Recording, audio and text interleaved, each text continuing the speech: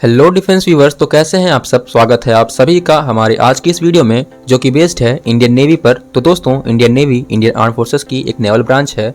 Indian navy का origin east India company से हुआ, बट हमारे देश की मैरीटाइम हिस्ट्री 10,000 साल से भी ज़्यादा पुरानी है। हमारे एंसेंट हिंदू टेक्स्ट ऋग्वेदा में नौसेना द्वारा 100 चप्पू वाले नौसैनिक जहाज़ों के उपयोग का भी वर्णन मिलता है। साथ ही साथ प्लावा नामक जहाज के पार्श्व पंखों यानी साइड विंग्स का भी उल्लेख मिलता है, जो तूफान के दौरान जहाज को पानी में स्थिर रखने का काम करते हैं। दोस्तों, प्लावा को ही मॉडर्न डे स्टेबलाइजर्स का प्रिकर्सर माना जाता है। दोस्तों, यहाँ तक कि नेवी का मोटो सम नो वरुणा भी ऋग्वेदा से ही लिया गया है, जिसका मतलब है कि जल के देवता वरुण देव हमारा मंगल करें। दोस्तों, इंडिया में सबसे पहले मॉडर्न नेवी की स्थापना छत्रपति शिवाजी महाराज ने किया था।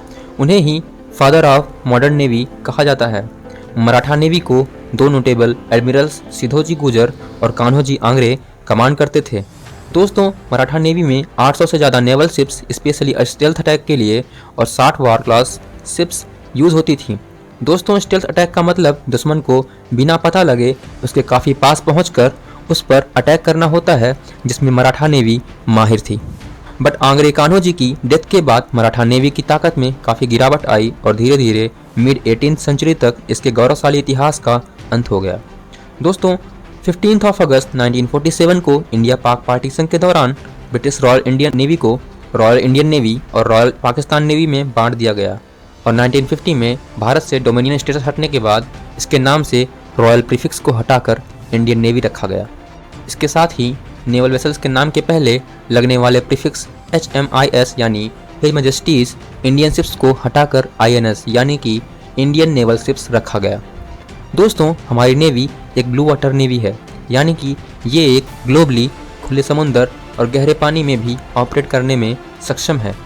दोस्तों, हमारी navy Persian Gulf region, horn of Africa से लेकर स्ट्रेट ऑफ मलाक्का तक ऑपरेट करती है और हमारी नेवी रूटीनली इस क्षेत्र में अदर नेवीज के साथ एंटी पायरेसी ऑपरेशंस को भी अंजाम देती है। हमारी नेवी साउथ और ईस्ट चाइना सी और साथ ही मेडिटेरेनियन सी में भी एक साथ नियमित तैनाती करती है।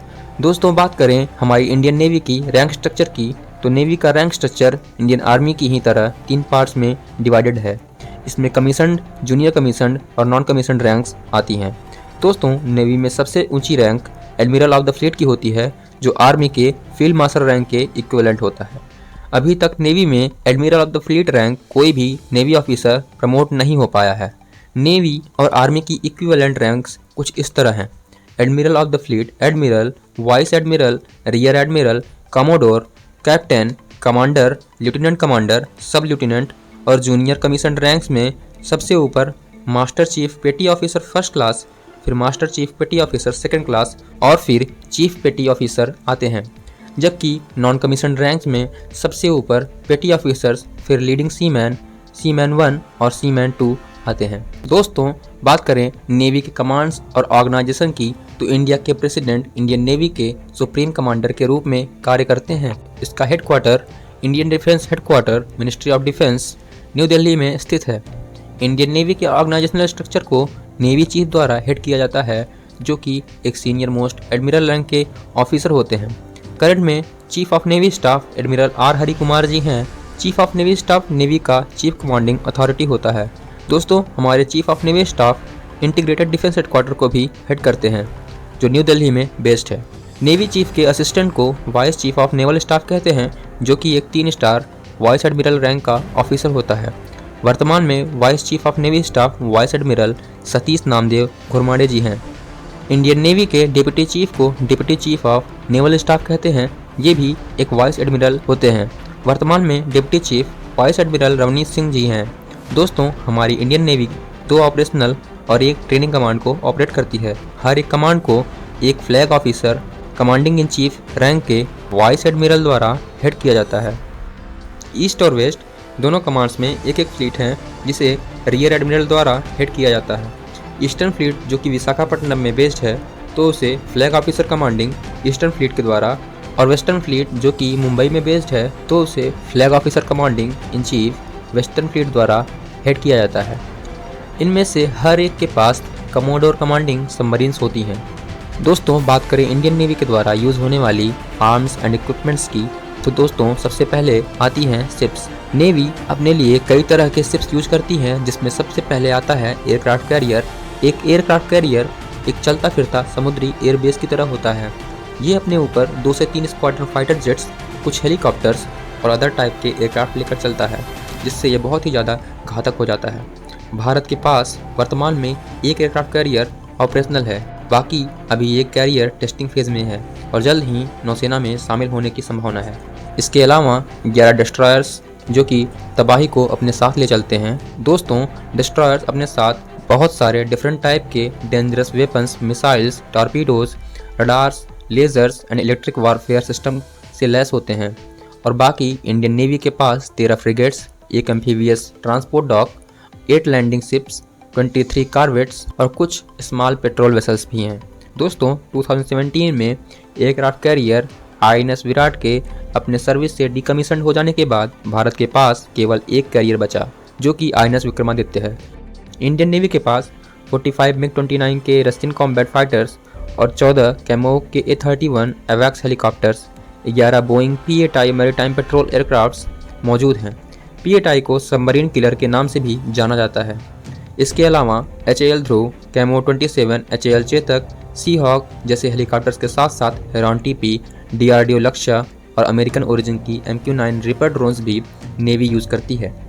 करंट में इंडियन नेवी के पास एक न्यूक्लियर पावर्ड, एक बैलिस्टिक मिसाइल सबमरीन और 16 कन्वेंशनली पावर्ड यानी कि डीजल इलेक्ट्रिक सबमरीन्स हैं। दोस्तों बाय द एंड ऑफ 2022 हमारी नेवी को 150 से ज़्यादा नेवल शिप्स और नियर 500 एयरक्राफ्ट्स के मिलने की संभावना है, जिससे हमारी नेवी बे ऑफ बंगाल और अरब सागर में समुद्र के दोनों किनारों को सिक्योर करने के मौजूदा मिशन के अलावा अपने मेन लैंड से दूर इमरजेंसी सिचुएशन को भी रिस्पॉन्ड करने में सक्षम होगी, जिसके लिए इंडिया ने अपने ही देश में 2 एयरक्राफ्ट कैरियर को स्वदेशी रूप से बनाने का प्लान किया है, जिसमें से पहला एयरक्राफ्ट कैरियर INS विक्रांत 2013 में लॉन्च किया जा चुका है और 2022 के एंड तक नेवी को मिलने की संभावना है, अगर सारे टेस्ट सफल रहे तो। दोस्तों दूसरा एयरक्राफ्ट कैरियर INS विशाल हमारी नेवी को 2030 तक मिलने की संभावना है। इस तरह हमारे पास टोटल 3 एयरक्राफ्ट कैरियर हो जाएंगे। इसके अलावा नेवी अपने शिप्स पर रखने के लिए स्वदेशी फाइटर जेट्स पे भी काम कर रही है, जिसे टेड BF के नाम से जाना जाता है, यानी twin engine tech based fighter. और इसके अलावा तेजस का नेवल वेरिएंट भी नेवी के लिए तैयार किया जा रहा है। अब बात करें अपने लास्ट टॉपिक पर। दोस्तों जब बात हो देश के लिए कुछ कर गुजरने की, देश की टेरिटरी की सुरक्षा की या देश के दुश्मनों को मुंह तोड़ जवाब देने की, तो इसमें इंडियन नेवी हमेशा से ही आगे रही है।